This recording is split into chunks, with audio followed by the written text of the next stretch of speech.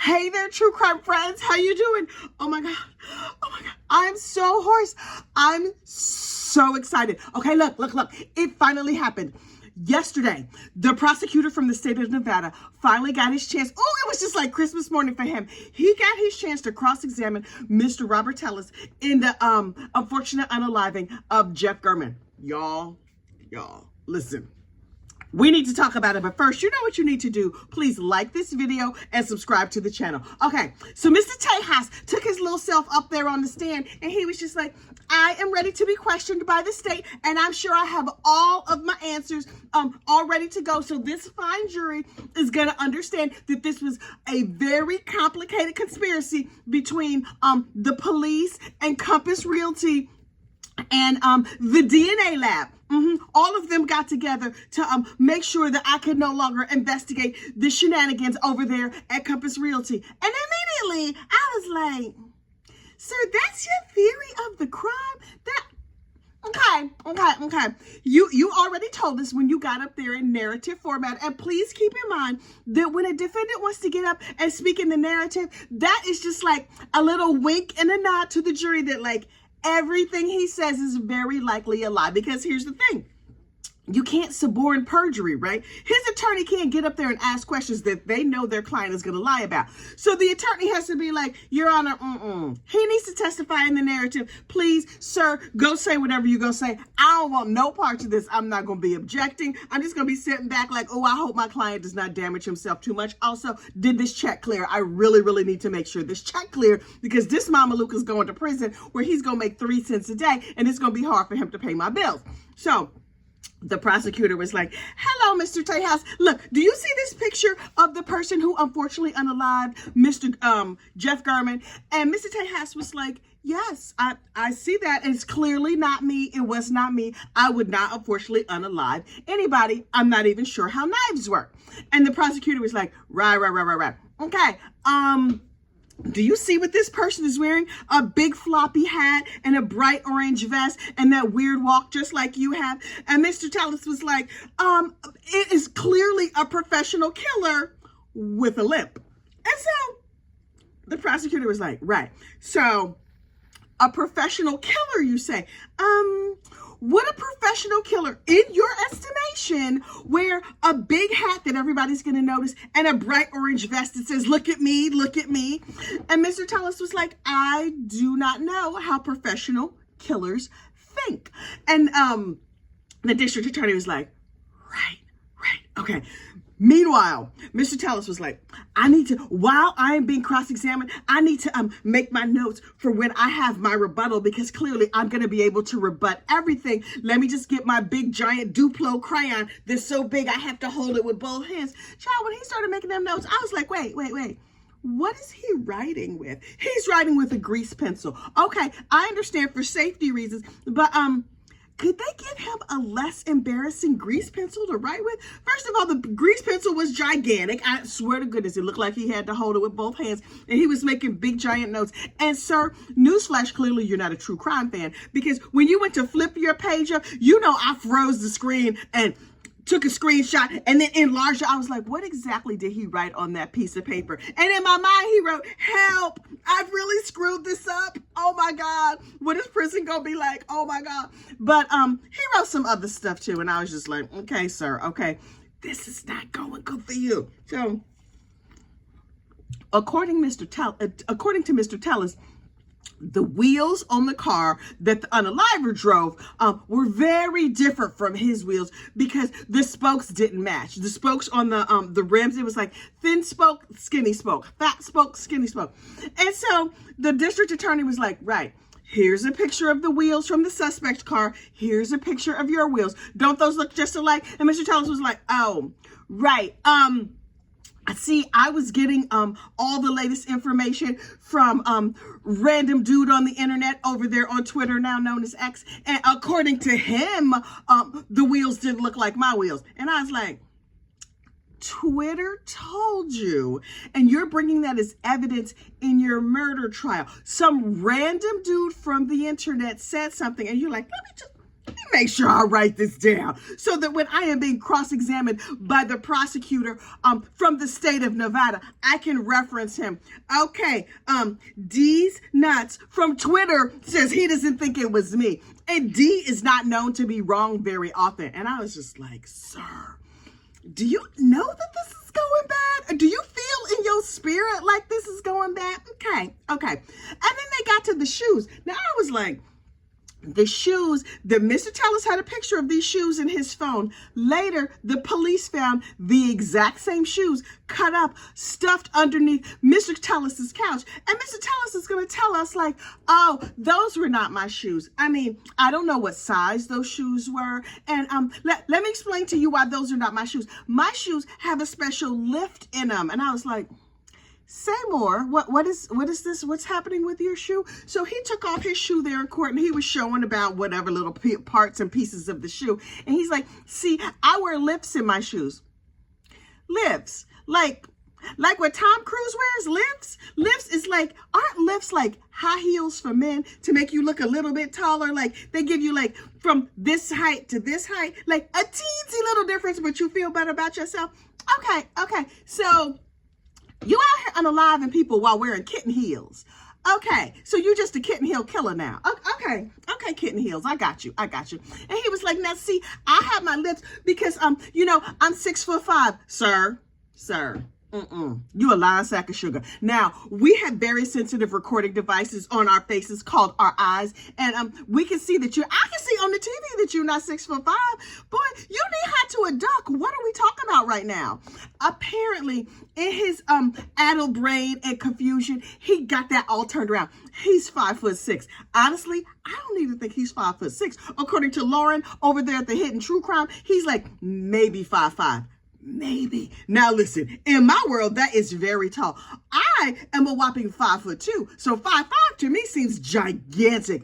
But I am a petite and teensy woman. Very delicate. I'm so small you can fit me in your pocket. Anyway, but he also is pocket size. Nothing wrong with being pocket size. That very lovely John Legend is pocket size, y'all. I seen John Legend in real life one time. I was like, oh, he's so cute. I just want to put him in my little pocket. But anyway, this gentleman, this unfortunate unaliver, Mr. Robert Tejas, also pocket size. And I was like, okay. He went on and on and on about his little kitten heels and his pocket sized feet and whatever else, while those shoes was not his shoes. And according to him, Compass Realty clearly hacked his phone and put pictures of his little pocket sized kitten heels inside his phone.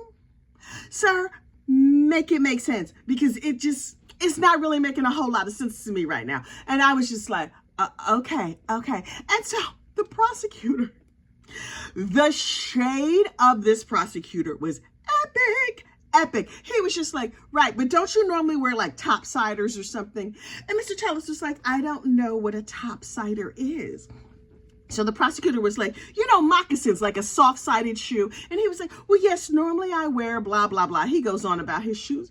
Why did the prosecutor come back the epic shade? He was just like, right, you and your little moccasins, blah, blah, blah. I was like,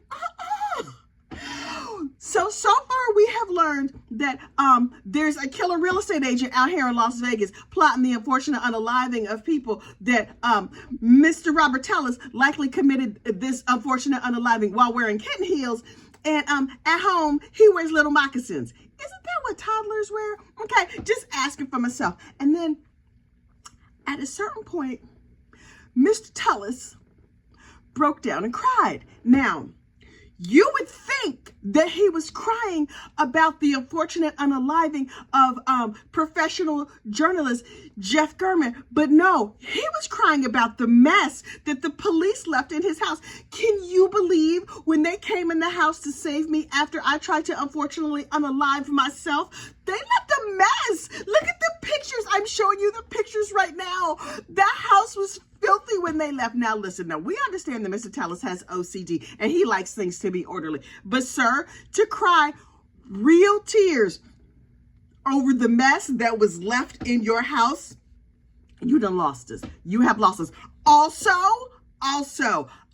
If I recall correctly, the police sent a robot into your house and the robot could not get through the master bedroom because of the mess on the floor. So who made the mess, Mr. Tellis? Was that your mess that you had made? Now you saying that the police made a mess and that is what caused you to break down? I think we should call this robot to the stand, because if you recall, I believe the robot was throwing shade. The robot was like, police, y'all, I'm in here trying to help him, but it's a mess on the floor and I can't get through. You're going to have to send the drone to fly over the junk because, ew, I am dying to hear what the robot has to say. Can a robot take the stand? I really, really, really need to hear the opinion of this life-saving robot who could not save his life because it was too much mess on the floor. But then the prosecutor was like, Mr. Tejas, listen, quick question for you, boo. Wouldn't it just be easier for Compass Realty to just unfortunately unalive you directly instead of going over the river and through the woods and unfortunately unaliving the journalist? And Mr. Tejas was like, right, let's see, the reason why that wouldn't work. And then he just said a bunch of gobbledygook. I was like, prosecutor, that is an excellent question because that makes a lot more sense. But he was just like, no, because see, then what would happen was, and I was like, and Compass Realty, they put the DNA with the police under your fingernails. Can you help me understand? And Mr. Tejas was like, right, yes, the police claim to have found 130 pictures of the victim's house and neighborhood in my phone, but I believe my phone might have been hacked and that the police were working all together with all the other people and they were everybody was trying to bring me down. Everybody is after me because, you know, that's the way the world works. Everything is about me. Every thought you think, everything you do is all about me. And so obviously they're doing all these other outside things to hurt me. Sir, I understand that in your mind, child, you are the bride at every wedding and the corpse at every funeral. But really, we're not thinking about you. It's not that we're not thinking about you that much. We're not thinking about you at all. At all. Nobody is thinking about you that hard. You and your little kitten heels, y'all can just teeter on off the prison and then we will forget we ever knew you, except for this hilarious narrative defense and possibly the robot who was still throwing shade about you because you up on the stand just talking mess about him. But, okay, sir, has anybody ever told you that your brain is ticklish? Have you ever even just visited just like a walkthrough tour of the nervous hospital? Because I think you might benefit from a little bit of time down at the nervous hospital. I do not know what is wrong with you. And to his credit, Mr. Tellis, who is known for making all kinds of squinched up crazy faces when things don't go his way, his face was very placid and very calm all through his cross-examination. I fully expected him to get mad and like rage and melt down, but he was like, no, that would be playing into their hands. I am going to sit here and I am just going to calm myself down. You know, on his notepad, he was just like, less angry Elmer Fudd, more Tweety Bird. And then when things got hot, he was just like, less Fudd, more Tweety, less Fudd, more Tweety. I will be placid. And then he just kept his hand like this right here under, he kept his fist balled up under his chin. And I was like, Mr. Tellis, you know this is not a glamour shot, right? You know you on trial for your life, but okay, go ahead and strike your Tweety Bird glamour shot pose. I understand. I am not making fun of this man about the way his head looks. Exactly. Now, yes, some people called him Boss Baby, and I personally would not call him Boss Baby because I think that's rude. I do think he got a little bit of Looney Tune on his daddy side, but like, you can't help who your daddy is. You can't help who your mama is. But I'm just saying, hypothetically, if a pug and a Looney Tune got together and had a baby, it might be a Robert Tellis that comes out. Now, you ain't heard that from me, but now I'm just giving you inside information. Did I run an ancestry DNA test? No, I did not. But I'm just telling you what my supposition is of this entire situation. And then finally, I was like, okay, Mr. Tellis, they have your DNA. They have DNA from under your fingernails, from under the decedent's fingernails. It was your DNA. And he was like, right, now see, let me swallow real hard and think about this for a minute. What had happened was I was being Father of the Year And I was cooking my daughter dinner because, see, what you need to understand about my daughter. And he just went on and on about his daughter. The prosecutor kept saying, there's no question pending. There's no question pending, which was his very polite way of saying, shut up.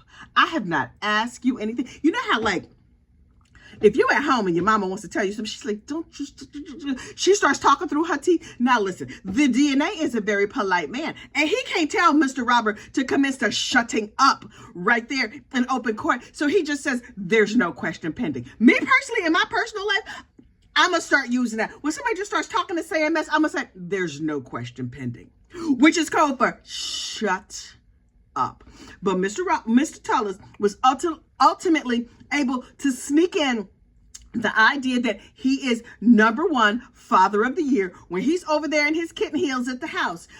His daughter, who has diabetes, you should feel very sorry for him because he has a sick child. Okay, sir.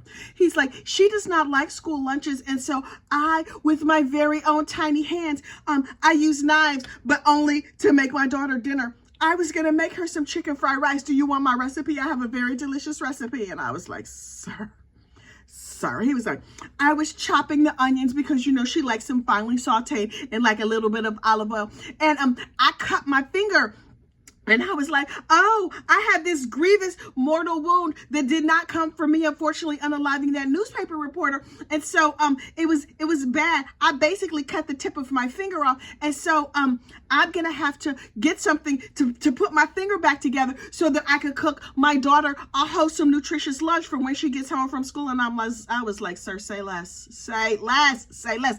He was like, so what I did was, you know, I did like a man fix. I went and I got the super glue, and I was going to super glue the tip of my finger back on like you do. And so, but the super glue bottle was stuck. And so I had to take scissors and cut the tip off the super glue bottle. And then I had to glue my finger back on so I could finish cooking my daughter a nice wholesome lunch. And I was like, sir, this did not make us think more of you. It possibly made us think less of you because you're not good at lies. Sir, you should... Them shut up classes are underattended by a lot of people. And he been skipping class. Sir, I can tell you've been skipping class. So anyway, as sort of like the coup de grace, the closer for the prosecutor. The prosecutor is like, I'm like, okay, he's leading up to something. He's leading up to something. He's like, sir, these are your messages. Tella says yes. He's like, this is your phone. Tella says yes. He's like, is this your wife's Apple Watch? And I was like, bring it home, DA, bring it home. I know you're about to bring it. Mr. Tullis was like, yes, those are my messages. That's my phone. I was home with my wife the whole time. And then the prosecutor's like, bam, please, sir, read this last message from your wife. And the wife apparently sent a text message to Mr. Tullis that says 3 little words. Where are you? During the time that Mr. Tullis said he was at home with his wife just doing normal family things, his wife sent him a message that says, where are you? He's like, see, what happened was, that might have been when I was out on my walk. Okay, that's all well and good. Here's the thing. At the same time that his wife sent that message that said, where are you? Is right around the time that Mr. Tullis would have been over there, unfortunately unaliving Mr. Jeff German, that reporter. And so he was just like, yeah, see, I think the police planted that. It's a misread. I don't know.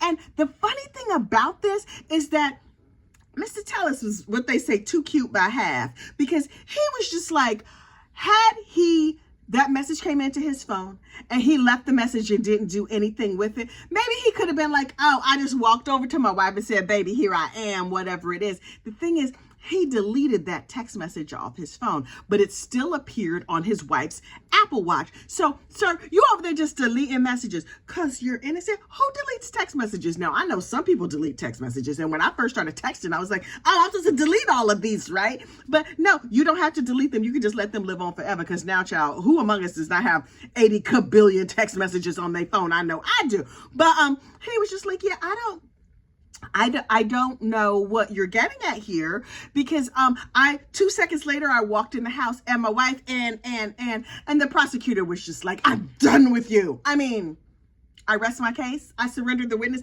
I forget what he said to end, but I was just like, oh my God. But look, 2 quick things that you need to know. Today in testimony, later today, Mr. Tellis is going to take his little crayon notes and he's going to get up and he's going to give further narrative that tries to prove that it was not him. Sir, how you gonna climb this mountain?